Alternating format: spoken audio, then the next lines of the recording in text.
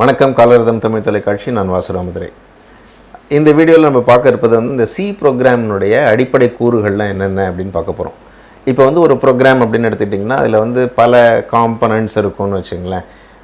இப்போ சாதாரணமாக எனிதிங், இப்போ if you're going to take a normal ஒரு லெட்டர் எழுதுகிறோம்னாலே லெட்டரில் பல பகுதிகள் இருக்கும் இல்லைங்களா. அனுப்புனர், பெறுநர், அதுக்கப்புறமா அந்த கடிதத்தினுடைய முக்கியமான பகுதி, இங்கிலீஷில் சொல்லும்போது பாடி பார்ட் அப்படிம்பாங்க. ஸோ இந்த மாதிரியான பல அங்கங்கள் அதில் இருக்கிறது இல்லைங்களா. அதேமாதிரி ஒரு டாக்குமெண்ட்டுன்னு எடுத்தாலும் ஒவ்வொரு டாக்குமெண்ட்லேயும் பல அங்கங்கள் இருக்கும். அதே மாதிரி இங்கே கணினி மொழியில் கூட பார்த்திங்கன்னா ஒவ்வொரு ப்ரோக்ராமுக்கும் ஒவ்வொரு வகையான ஸ்ட்ரக்சர் வச்சுருப்பாங்க. அந்த மாதிரி சிக்கான ஸ்ட்ரக்சர் என்ன அப்படின்னு பார்த்திங்கன்னா பேசிக்காக இந்த ஃபாலோயிங் இப்போ நான் சொல்லக்கூடிய விஷயங்கள் உங்களுக்கு அதில் இருக்கும். ப்ரீ ப்ராசஸர் டிக்ளரேட்டிவ்ஸ்னு சொன்னேன் நான். ப்ரீ ப்ராசஸர் கமெண்ட்ஸ் அப்படின்னு முன்னாடியே போன வீடியோவில் சொல்லியிருப்போம் உங்களுக்கு. ஹேஷ் இன்க்ளூட் stdio.h அப்படின்னு நம்ம கொடுத்துருந்தோம். அதாவது அந்த ஸ்டாண்டர்ட் இன்புட் ஹெட்டர் ஃபைலை இன்க்ளூட் பண்ணிக்க அப்படின்னு சொல்கிறதுக்காக கொடுக்கக்கூடியது இந்த ஹேஷ் இன்க்ளூட்னு போட்டு நிறையா பண்ணுவோம். அதுமாதிரி ஹேஷ் டிஃபைன் இருக்குது, நிறையா ப்ரீ ப்ராசஸர் டிக்ளரேட்டிவ்ஸ் இருக்குது. ஸோ நம்ம இங்கே நம்ம பார்க்க போகிறது ஹேஷ் இன்க்ளூடை தான் பெரும்பாலும் நம்ம யூஸ் பண்ணுவோம். டிஃபைன் சம்டைம்ஸ் யூஸ் பண்ணுவோம். So this is the first part அப்படின்னு வச்சுங்க. அதுக்கப்புறமா பார்த்திங்கன்னா ஃபங்க்ஷன்ஸ். இதில் பெரும்பாலும் பார்த்திங்கன்னா சி லாங்குவேஜுக்கு இன்னொரு நிக்நேமே ஃபங்க்ஷன் லாங்குவேஜ்னு பேர். ஸோ இதில் எல்லாமே ஃபங்க்ஷன்ஸாக இருக்கும். இப்போ நம்ம போன ப்ரோக்ராமில் ஹலோ வேர்ல்டில் பார்க்கும்போது கூட மெயின் அப்படிங்கக்கூடிய ஒரு ஃபங்க்ஷனை வச்சு அதுக்குள்ளே தான் நம்ம ப்ரோக்ராம் எழுதிட்டு இருந்தோம். ஸோ அந்த ஃபங்க்ஷனுங்கிறது என்னன்னு கேட்டிங்கன்னா it's a sequence of statements அப்படின்னு சொல்லலாம். ஒரு என்ன சொல்கிறது, வரிசை கிரமமாக அமைக்கப்பட்ட ஒரு ஸ்டேட்மெண்ட்டுகளுடைய ஒரு அமைப்பு அப்படின்னு சொல்லலாம். அந்த சமயத்தில் அந்த function May return R may not return a value. அதாவது அது சில ஃபங்க்ஷன் உங்களுக்கு வேல்யூவை ரிட்டர்ன் பண்ணலாம், சில ஃபங்க்ஷன் வேல்யூ ரிட்டர்ன் பண்ணாத மாதிரி எழுதியிருப்பாங்க. ஸோ அதில் பார்க்கும்போது பார்த்திங்கன்னா ரிட்டர்ன் பண்ணக்கூடியதுக்கு ரிட்டர்ன் ஸ்டேட்மெண்ட் இருக்கும், அதனுடைய ரிட்டர்ன் டைப்பை ஸ்பெசிஃபை பண்ணியிருப்போம். அதே மாதிரி இதில் பார்த்திங்கன்னா ரிட்டர்ன் பண்ணக்கூடிய வேல்யூவை நமக்கு எதுவும் வேல்யூ தராமல் அது ஏதோ ஒரு வேலையை செய்து விட்டு போகக்கூடிய ஒரு ஃபங்க்ஷன் இருந்ததுன்னா அதில் பார்க்கும்போது என்ன பண்ணுவோம் அப்படின்னு கேட்டிங்கன்னா வாய்ட் அப்படின்னு போட்டிருப்போம். அது நமக்கு எதுவும் திருப்பி தராது அப்படிங்கிறது தான் அங்கே return statement. Return type void அப்படின்னு போட்டுருவோம்.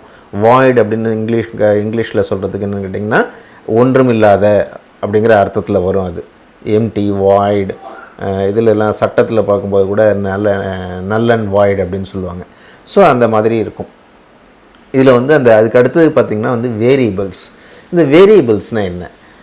அதாவது வேரியபிள் அப்படின்னாலே மாறக்கூடியது, மாறும் தன்மை உடையதுன்னு தானே அர்த்தம். அப்படி பார்க்கும்போது இங்கே எந்த வேரியபிள் அப்படின்னு கேட்டிங்கன்னா நம்ம இப்போ மேத்ஸில் நம்ம அல்ஜிப்ரா படிக்கும்போது பார்த்துருப்போம், வேரியபிள்ஸ்னு பார்த்துருப்போம். எக்ஸ், ஒய் அப்படின்லாம் நம்ம பயன்படுத்தியிருப்போம். a+b² ஃபார்முலா நமக்கு எல்லாருக்கும் ரெகுலராக எங்கே போனாலும் கணக்கு தெரியுமான்னு கேட்டால் இதுதான் கேட்பாங்க. அந்த மாதிரியான ஒரு ரொம்ப ஃபேமஸான ஃபார்முலாவில் அந்த ஏபி அப்படின்னு இருக்கக்கூடியது என்னென்னு கேட்டிங்கன்னா வேரியபிள் அப்படின்னு சொல்கிறோம் இல்லைங்களா. ஸோ ஏன் அந்த ஏக்கு ஏதாவது ஒரு வேல்யூவை சப்ஸ்டியூட் பண்ணிக்கலாம், பிக்கு ஒரு வேல்யூவை சப்ஸ்டியூட் பண்ணிக்கலாம். ஸோ அந்த ஃபார்முலா ஹோல்ஸ் குட் இல்லையா. அதே மாதிரி இங்கே வேரியபிளில் நம்ம வேல்யூஸை ஸ்டோர் பண்ண போகிறோம். கம்ப்யூட்டர் மெமரியில் ஒரு பர்டிகுலர் லொக்கேஷனில் அந்த வேல்யூவை கொண்டு போய் ஸ்டோர் பண்ண போகிறோம். அதுக்கு கொடுக்கக்கூடிய டேக் ஆர் நேம் தான் நம்ம வேரியபிள் நேம் அப்படின்னு சொல்கிறோம். ஓகே, அந்த வேரியபிள் என்னென்ன டைப்பில் நம்ம டேட்டாவை ஸ்டோர் பண்ணலாம் அப்படிங்கிறத டேட்டா டைப்பை நம்ம படிக்க போகும்போது அதை பார்ப்போம். வேரியபிள்ஸ் அப்படின்னா என்னங்கிறது ஒரு டெம்பரரியாக டேட்டாவை ஸ்டோர் பண்ணி வைத்துக்கொள்ளக்கூடிய ஒரு அமைப்பு தான் வேரியபிள். ஓகே, அதுக்கடுத்து ஸ்டேட்மெண்ட் அண்ட் எக்ஸ்பிரஷன்ஸ். ஸ்டேட்மெண்ட் அப்படின்னா என்ன அப்படின்னு கேட்டிங்கன்னா இட் சேஸ் சம்திங். ஒரு கம்ப்யூட்டர் ப்ரோக்ராமிங்கில் இதை செய் அப்படின்னு சொல்கிறதுக்காக உள்ளக்கூடிய ஒரு ஸ்டேட்மெண்ட். எக்ஸ்பிரஷன் அப்படின்னா என்ன? மேத்தமேட்டிக்கல் எக்ஸ்பிரஷன்ஸ் நம்ம கேள்விப்பட்டிருப்போம். இப்போ a+b அப்படிங்கிறது ஒரு எக்ஸ்பிரஷன். c = a+b அப்படின்னு கொடுத்திங்கன்னா அது ஒரு எக்ஸ்பிரஷன். அங்கே என்ன செய்கிறோம், அது it is internally it is going to be a statement to the computer. அது ஏவையும் பியும் ஆட் செய்து சியில் வை அப்படிங்கிறதா அங்கே நம்ம சொல்லக்கூடியது. ஸோ சிலது நம்ம வெர்பாட்டிம் அப்படி ஸ்டேட்மெண்ட்டாகவே இருக்கும், சிலது நம்ம டூ வைல் அப்படின்னு சொல்கிறோம். ஸோ அந்த ஸ்டேட்மெண்ட்டை பார்க்கும்போது அந்த டூ அப்படின்னா பர்ஃபார்ம் திஸ் அப்படின்னு நம்ம சொல்கிறோம் இல்லைங்களா. ஸோ அந்த மாதிரியான ஸ்டேட்மெண்ட்டாக இருக்கலாம் அல்லது எக்ஸ்பிரஷன்ஸாக இருக்கலாம். அதுக்கப்புறம் பார்த்திங்கன்னா கமெண்ட்ஸ் அப்படின்னு சொல்கிறோம். கமெண்ட்ஸ்னால் என்ன அப்படின்னு கேட்டிங்கன்னா அது ப்ரோக்ராமில் ஒரு காம்பனண்ட்டாக இருக்க போகுது, ஆனால் ப்ரோக்ராமினுடைய எக்ஸிக்யூஷனை எந்த வகையிலையும் அது அஃபெக்ட் பண்ணாது. இது எதுக்காக எழுதுகிறோம் அப்படின்னு கேட்டிங்கன்னா readability, to increase the readability of the program. இப்போ ப்ரோக்ராமில் நீங்கள் பெரிய ப்ரோக்ராம் எழுதுறீங்கன்னா எந்தெந்த பகுதி எதற்காக எழுதப்பட்டதுன்னு தெரிஞ்சாதான் நாளைக்கு உங்கள் ப்ரோக்ராமை எடுத்து இன்னொருத்தர் பார்க்கும்போதோ இல்லை அதை வேறு ஏதாவது மாடிஃபை பண்ணணும்னு நினைக்கும் போதோ அதை வந்து சரி செய்ய முடியும். இல்லாமல் நீங்கள் மாட்டுக்கு வரிசையாக எழுதிட்டு போனீங்கன்னா, இப்போ வந்து சிம்பிள், இப்போ நம்ம ஒரு புத்தகமே படிக்கிறோம், புத்தகத்துக்கு வந்து சரியான தலைப்புகள், சரியான ஒரு அந்த சாப்டருக்கான ஹெட்டிங்லாம் கொடுக்காம மொத்தமாக வரிசையாக டைப் பண்ணிகிட்டே போய் இப்போ அந்த நார்மல் எழுதும்போது அந்த பத்தி பிரித்து எழுதுறதுன்னு சொல்லுவாங்க, அப்படி எழுதாமல் எழுதிட்டே போனால் எப்படி இருக்கும், நமக்கு வந்து படிக்கிறதுக்கே கஷ்டமாக இருக்கும் இல்லைங்களா? அந்த மாதிரி இல்லாமல் ப்ரோக்ராமை வந்து ஒரு ரீடபிலிட்டி க்ரியேட் பண்ணுறதுக்கும் இல்லை நம்மளுடைய ரெஃபரன்ஸ், ஃப்யூச்சர் ரெஃபரன்ஸுக்காகவும் ஏற்படுத்தக்கூடியது தான் கமெண்ட்ஸ். அந்த கமெண்ட்ஸ் வந்து ப்ரோக்ராமுடைய எக்ஸிக்யூஷனை எந்த வகையிலையும் பாதிக்காது. ஸோ இதெல்லாம் தான் வந்து ஒரு ப்ரோக்ராமில் இருக்கக்கூடிய காம்பனன்ட்ஸ். இப்போ வந்து நம்ம இங்கே பார்த்திங்கன்னா வந்து நம்ம ப்ரோக்ராம் அந்த இதை எடுத்துப்போம், நம்ம கோட் பிளாக்குக்கு போயிடுவோம்.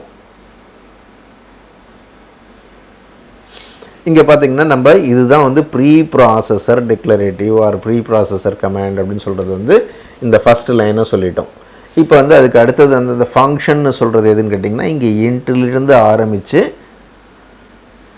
இந்த கடைசி கர்லி ப்ராக்கெட்ஸ் வரைக்கும் ஒரு ஃபங்க்ஷனுடைய பாடி அப்படிங்கிறது வந்து ஒரு கர்லி ப்ராக்கெட்டில் ஆரம்பித்து க்ளோசிங் கர்லி ப்ராக்கெட் வரைக்கும் இருக்கிறது வந்து அந்த ஃபங்க்ஷனுடைய பாடி. ஸோ அந்த ஃபங்க்ஷன் என்டையர் ஃபங்க்ஷனுங்கிறது வந்து அதனுடைய declaration type, sometimes access specifier இருக்கும். இங்கே வந்து you are going to have the main அப்படின்னு சொல்கிறது என்ன அப்படின்னு கேட்டிங்கன்னா, அதனுடைய நேம், அதுக்கப்புறமா வந்து அதனுடைய ஆர்குமெண்ட்ஸ் இருந்ததுன்னா அதனுடைய ஆர்குமெண்ட்ஸு, அதுக்கப்புறம் கர்லி ப்ராக்கெட், அதுக்குள்ளே அதனுடைய body of the function or okay definition of the function என்ன செய்யணுங்கிறதுக்கான ஸ்டேட்மெண்ட்ஸ்லாம் அங்கே எழுதியிருக்க போகிறீங்க. இங்கே வந்து பார்த்திங்கன்னா அதுக்குள்ளே printfனு ஒரு ஃபங்க்ஷனை நம்ம கால் பண்ணியிருக்கோம். அந்த கால் பண்ண ஃபங்க்ஷன் அது வந்து ஒரு ஸ்டேட்மெண்ட்டுன்னு வச்சுக்கலாம் நீங்கள். இப்போ வந்து அதுக்கு வந்து ஒரு உள்ளுக்குள்ளே வந்து பார்த்திங்கன்னா ஒரு ஸ்ட்ரிங் கான்ஸ்டன்ட் ஒன்று கொடுத்துருக்கோம். அந்த ஸ்ட்ரிங் கான்ஸ்டன்ட்டை வந்து it is going to print that in the screen. அதுக்கப்புறமா வந்து இங்கே ரிட்டர்னுங்கிறது வந்து ஒரு ஸ்டேட்மெண்ட்டு, அதில் ஜீரோங்கிறது வந்து ஒரு கான்ஸ்டன்ட். ஸோ இதெல்லாம் தான் வந்து நம்ம இதில் வந்து பார்த்திங்கன்னா இங்கே வந்து ஸ்டார் போட்டு my first program in C அப்படின்னு கொடுத்துருக்கோம் இல்லைங்களா? இது என்ன அப்படின்னு கேட்டிங்கன்னா இது கமெண்ட். இந்த கமெண்ட்டை வந்து ரெண்டு வகையாக பண்ணலாம். இப்போ சியில் வந்து பார்த்திங்கன்னா சிங்கிள் லைன் கமெண்ட்ஸ் வந்து எப்படி பண்ணுவாங்க அப்படின்னு கேட்டிங்கன்னா வந்து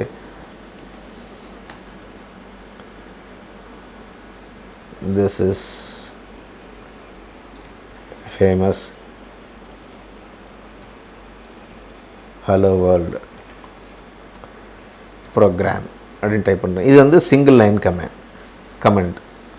மல்டி லைன் கமெண்ட் வரும்போது என்ன பண்ணுவாங்க அப்படின்னு கேட்டிங்கன்னா இதேமாதிரி ஸ்லாஷ் போட்டு ஸ்டார் போட்டுருவாங்க. இப்போ வந்து இது ரெண்டுத்தையுமே சேர்த்து எனக்கு கமெண்ட் ஆக்கணும் அப்படின்னா என்ன செய்யலாம் அப்படின்னு கேட்டிங்கன்னா இந்த சிங்கிள் கமெண்ட்டை கூட இதை எடுத்துடலாம். இந்த கமெண்ட் லைன் எடுத்துகிட்டு இங்கே கொண்டு வந்து நான் போட்டுடுறேன். இப்போ இது ரெண்டு லைனுமே கமெண்ட்டு தான் எனக்கு, ஓகேவா? ஸோ இதேமாதிரி மல்டி லைன் கமெண்ட்டுக்கு எப்படி யூஸ் பண்ணணும், சிங்கிள் லைன் கமெண்ட்டுக்கு எப்படி யூஸ் பண்ணணும் அப்படிங்கிறத பார்த்துட்டோம். So these is the basic structure of the program. C program இருக்க போகுது, ஓகேங்களா?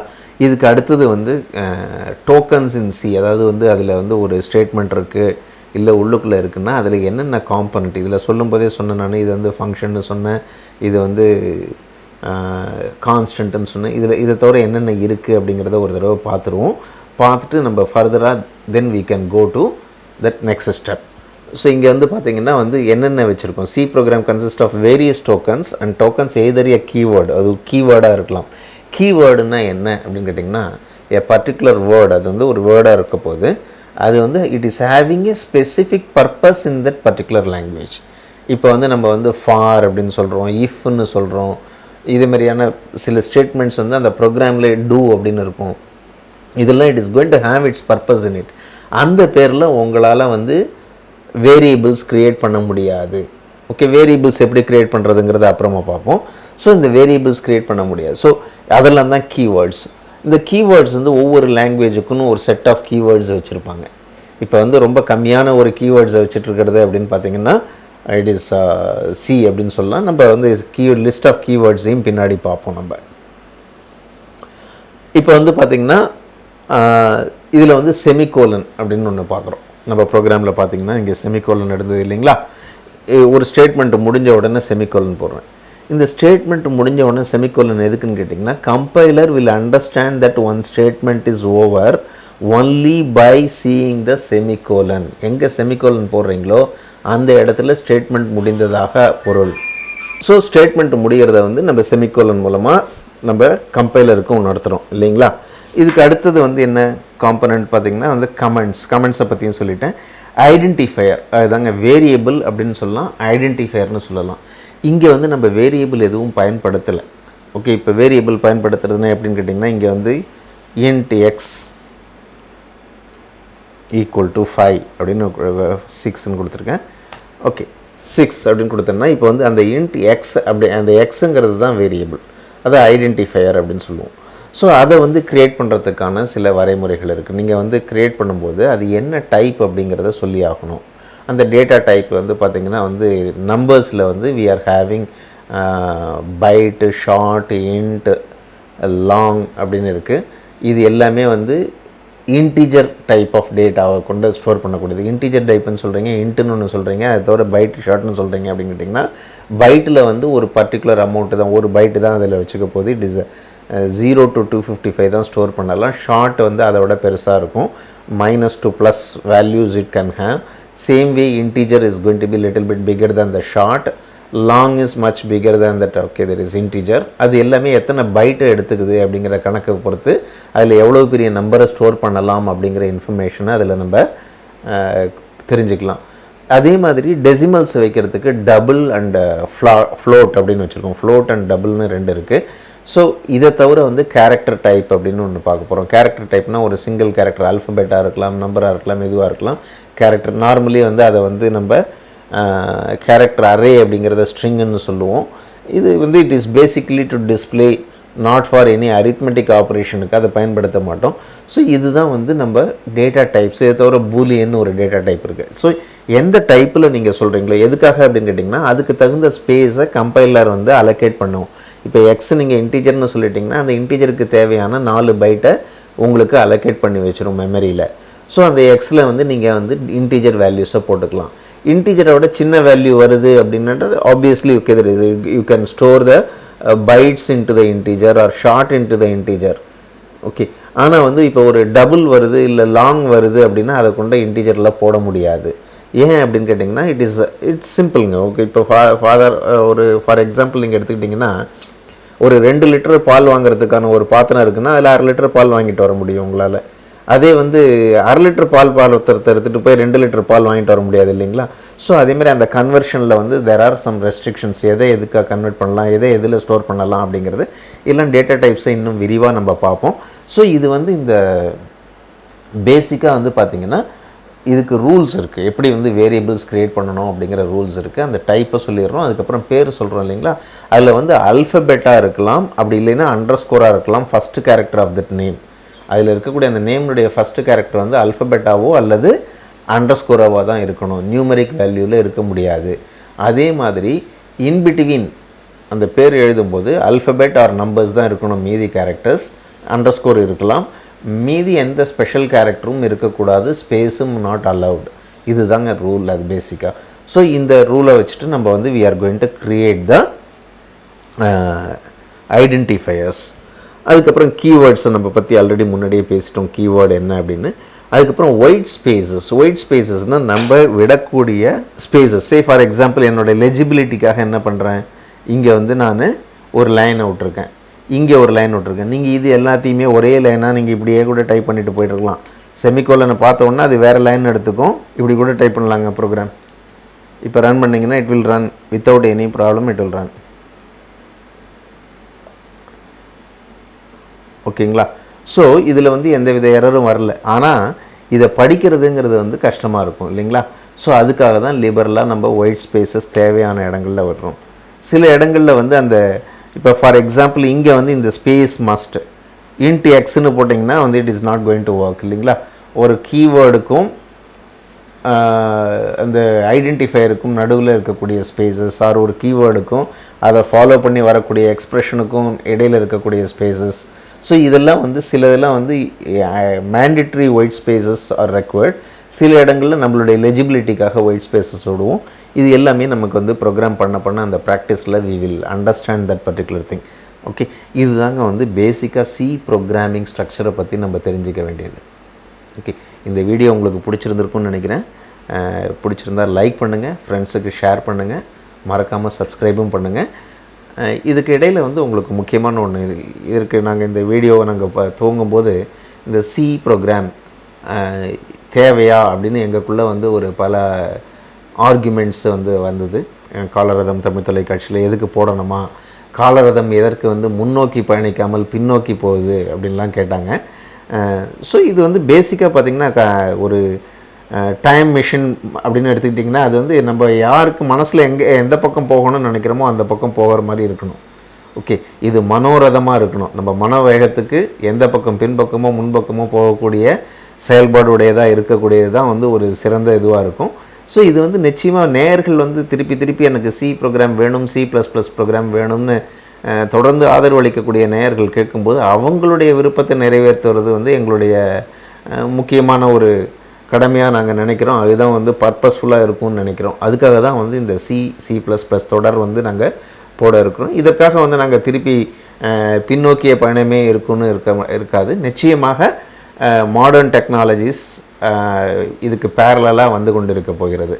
அதுக்கும் உங்களுடைய ஆதரவை தொடர்ந்து அளிக்குமாறு கேட்டுக்கொள்கிறோம். நன்றி, வணக்கம்.